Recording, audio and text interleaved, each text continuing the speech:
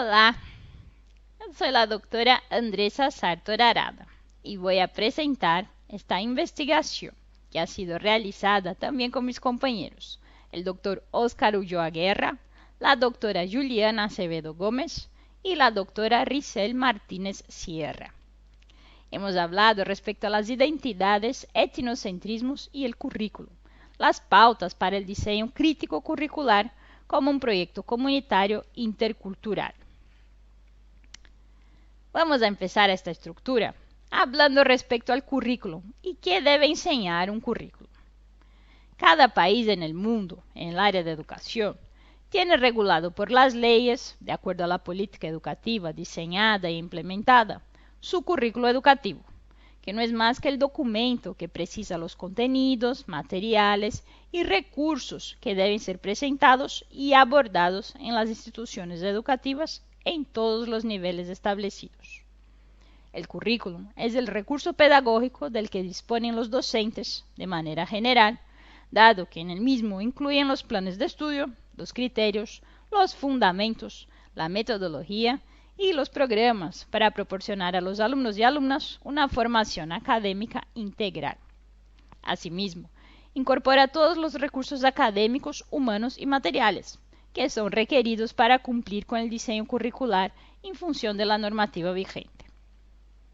El currículo educativo contiene la estructura de las materias o asignaturas que deben ser cursadas en cada grado escolar, tanto de educación primaria como secundaria y además también en la universidad, definiendo a su vez los correspondientes procesos de enseñanza. Igualmente, es preciso señalar que cada estado o nación debe precisar, mediante un marco jurídico, los componentes del currículo a través de los siguientes elementos básicos: los objetivos específicos, de acuerdo a cada nivel académico, las competencias y habilidades que deben adquirir los alumnos, los contenidos programáticos, la metodología a implementarse y los criterios de evaluación. El objetivo principal que debe perseguir la educación es garantizar el acceso y la homogeneidad de la población escolar de un país. Tomando esto en mente, vemos que las principales funciones del currículo educativo son la determinación de cuáles son los contenidos y las temáticas, el establecimiento de los estándares educativos y la precisión de las asignaturas obligatorias y optativas por cada nivel educativo. Así, por ejemplo, se puede mencionar que en el nivel de educación primaria para niños entre 6 y 12 años se caracterizará un currículo de objetivos generales con determinadas pautas. Por ejemplo, promover hábitos de trabajo para que aprendan a gestionar su propio tiempo, atender a la diversidad de cada estudiante, prestando atención a sus aptitudes y cualidades particulares, generar un ambiente de tolerancia y cooperación en el aula, facilitar la asimilación de diferentes normas de convivencia y valores positivos, también como fomentar el trabajo en equipo y la relación entre los compañeros. Para garantizar la calidad de la enseñanza académica, el currículum educativo es la herramienta principal que permitirá alzar y responder a las necesidades sociales y también económicas que buscan impulsar el desarrollo. La educación y formación son dos de las finalidades de este tipo de documentos, ya que éstas influyen en el cumplimiento legal de la política educativa de un país para poder lograr su éxito, ofreciendo entonces un nivel educativo de calidad y permitiendo que se compita con otros países en el mundo. Una vez que sabemos esto, vemos que los docentes tenemos la responsabilidad de formar a los niños, adolescentes y jóvenes para ser los ciudadanos del mañana, teniendo como finalidad impulsar a las sociedades a ser más justas, equitativas y humanas. El currículum educativo abarca diversas áreas de la educación que vemos en nuestras escuelas, instituciones deportivas, educación especial, y que nos permite adquirir conocimientos con un plan de estudios óptimo. Cabe destacar que la importancia de esta herramienta es innegable en todos los aspectos de nuestras vidas. Como es sabido, el término currículum se le atribuyen numerosos significados y admite además diferentes enfoques niveles de aplicación, ámbitos de actuación y lo más importante es reflexionar sobre qué concepción de currículum nos interesa para desarrollar la educación intercultural.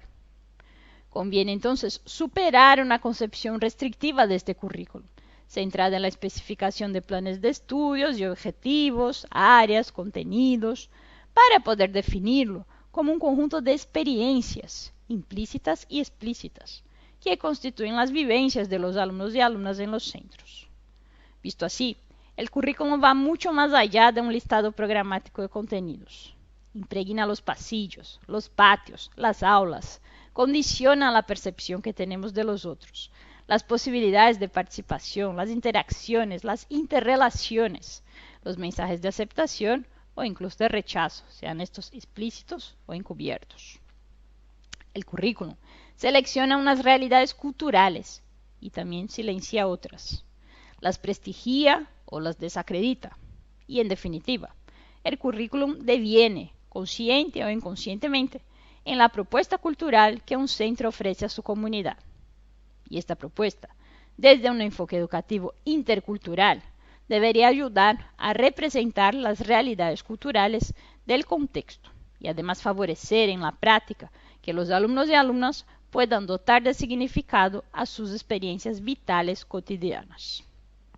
Desde esta perspectiva, la idea de concebir la escuela o los centros de educación como un espacio de cruce de culturas puede resultar especialmente útil, porque la escuela, además de constituir el espacio de socialización más potente que conocemos para educar en valores necesarios para una sociedad plural, puede ayudar además la comprensión y la conceptualización de la realidad social, a través de un instrumento que le es propio, el conocimiento. La escuela es de la gente que puede tomar el conocimiento como un instrumento para pensar lo que somos, tanto como comunidad como también dentro de la sociedad. Por eso, sería necesario que lo que denominamos currículum deviniera verdaderamente como un mediador entre la cultura escolar y la cultura experiencial de nuestros alumnos. Y así se ocuparía en construir puentes entre la cultura académica tradicional, la cultura de los alumnos y alumnas y la cultura que se está creando en la comunidad social actual. Para ello, el currículum debe ser un medio de vida y también de acción, de modo que los individuos construyan y reconstruyan el significado de sus experiencias. Pero podemos organizar el currículum en la práctica de manera que ayude a los alumnos y alumnas a dotar de significado a sus experiencias y, en su caso, reconstruirlas. Para empezar, habría que recordar el principio pedagógico que establece que todo el aprendizaje se realiza a partir de un referente cultural y que posteriormente se proyecta en el contexto cultural donde toma sentido y significado.